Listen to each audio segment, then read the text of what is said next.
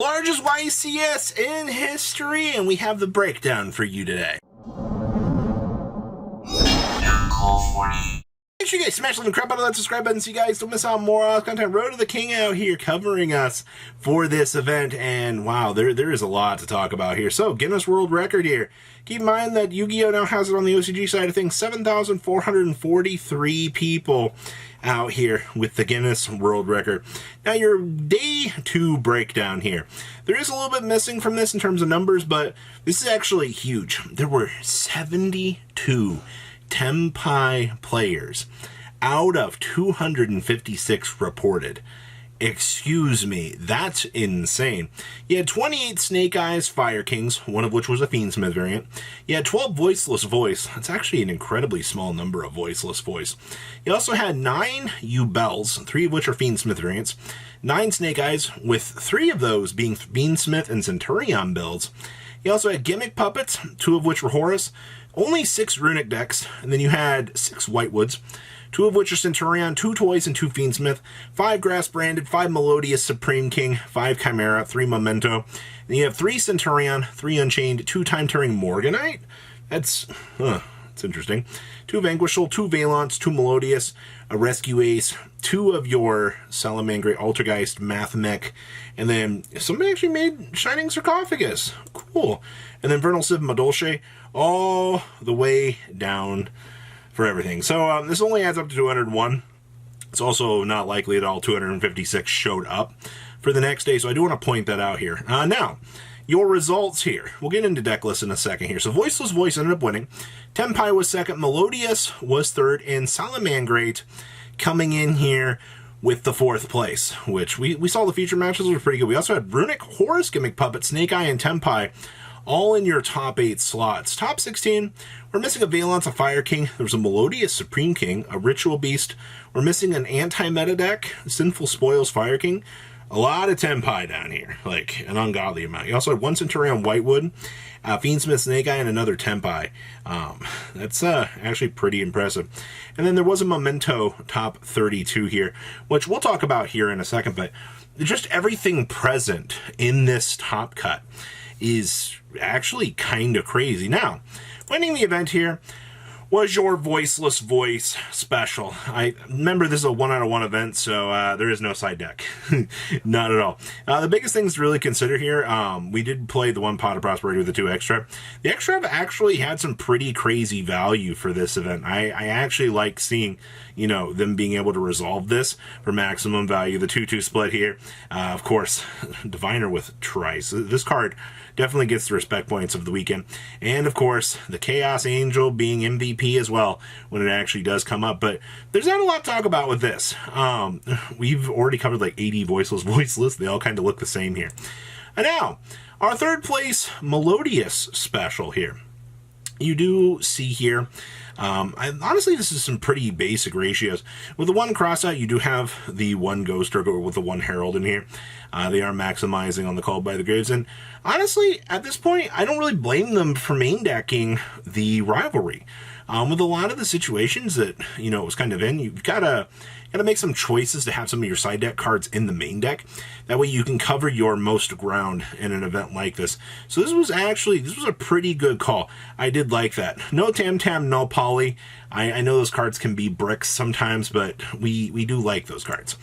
Our Salamangreat deck. Now, is there anything in here that's too incredibly saucy that we don't really have? There's no Kaiser Coliseums in here. I think that's the thing that I was most fearful of when we were first initially seeing it, because the OCG loves the crap out of Kaiser Coliseum. Kaiser Coliseum is just one of those cards that, and I've talked about this before, being able to wheel the Weasel or wheel anything else over to your opponent's field while you sit on like a Kaiser Coliseum and the Link 4 here, it's very unfun, and a lot of people can't actually handle that sort of matchup. So to see that, we're not relying on that actually means people here in the TCG, if you want to adapt this and try out Salamangreat, it might actually be worth it at this point. That's actually a pretty cool win out here. Now, oh baby, the Runic Stun player that could. Now, the first things I'm going to tell you here, yield Kaiser Coliseum as a one-of. Who doesn't love the fact I can sit on a Hugin all day long and you're forced to stare at it and go, wow, I can't do anything about this. Also, the OCG special out here, they only have, you know, where's the one fountain? Ah, there's the one fountain. You still have the triple card demise out here. You know, they can still swing in all of this advantage. I do love the floodgates here. The one Ravelry, the one Gozen, the one There Can Only Be One, the one Skill Drain, the one Ancient Organism, and the one Tyrant's Temper, or Tyrant's Tirade. Okay, well, I don't need to say a lot about this. You know what we're doing here.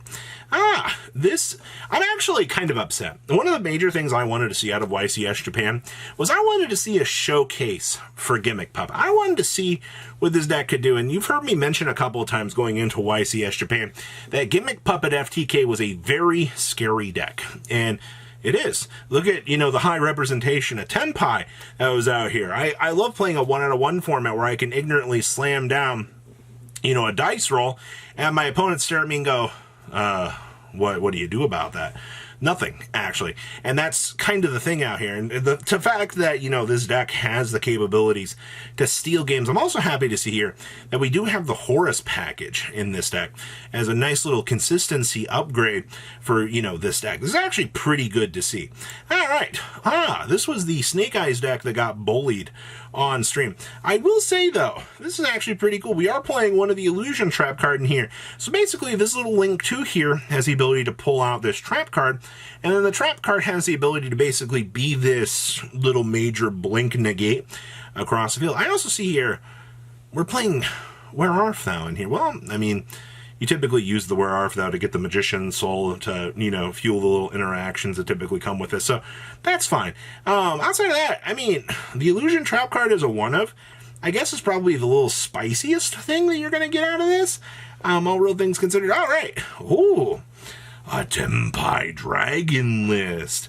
So we are playing 2 copies of the Pobbler. I guess this answers the question if, you know, we were going to be discussing playing, you know, the little guy. But the fact that it adds itself to hand specials itself, the fact that, you know, you contribute it and turn it into any other little guy that you need along the way, it's pretty good. And, of course, there's the Samurai Destroyer. Looks like the Samurai Destroyer's been moving on in here. So we do play a level 6 in here. Oh boy, we're finally getting to the interesting numbers in here. We also have the Blackwing Assault Dragon in here. And, of course, the splashable little mini web. It's also kind of interesting. They're not playing the Raging Phoenix here, but to be fair, in this format, you shouldn't be worried about D-Barrier at all. If you get D-Barrier, you're just like, well, you know, you're kind of just better than me. The Ritual Beast player. This is the player that got literally destroyed by the Salamangreat player, if I recall. They couldn't really set up anything. I do see, this is kind of cool. We are doing the Nemesis flag with the Nemesis Corridor, so you can actually toggle into the Colossus. Do take note of this, TCG. Maybe as we're getting closer to the release of this, maybe we should be testing out the Nemesis package in this. I think the Ritual Beast ratios in this deck are fine along the way. Only doing 1 Steeds is perfectly acceptable. 2 Cannahawk. Somebody's going to be like, oh, should you be... I don't know. I think your ratios of 2-2 are absolutely fine for this. This is our Centurion Whitewood Duelist. So basically, your game plan for this, trying to put big monsters on the field while using the Whitewood's cards as basically a generation point for you to be able to do things. I mean, it's also not like you can't jump off of these little interesting things, though I will say they're just doing 1 Primera, 1 Trudea in here. Like, this must not have been the greatest engine that they wanted to try. I do see we are playing the Gargoyle in here as well. You do have the 1 trap card in here. This is it's a pile of cards. I wonder, once again, if the TCG is going to try out engine pieces like this when we do get the Whitewood stuff, even though most of us are on Runic. And then we have the Memento deck in the top cut, which I'm very happy to see down here. The new Fusion just getting the chance to add on into this pile of cards with, you know, what fairly looks like a giant pile of extra one-ofs along the way. Then, of course, the more power cards here. It's only playing the 1 field spell, which is fine, but the dump 3 on this card gets you the more specific names that you need down. And honestly, I'm not surprised to see Memento being able to take down, you know, into a top 32 finish. The deck has some good, strong matchups where it needs to be. So I like this. This is actually pretty cool to see the goodies out of this event. So that's YCS Japan for you. What do you guys think? Please leave a comment down below what you guys think, and I'll see your beautiful faces back here later today, guys. Peace. patrons.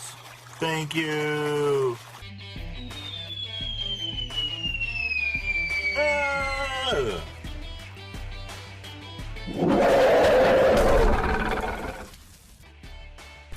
Thank you so much for watching. Check out these other videos.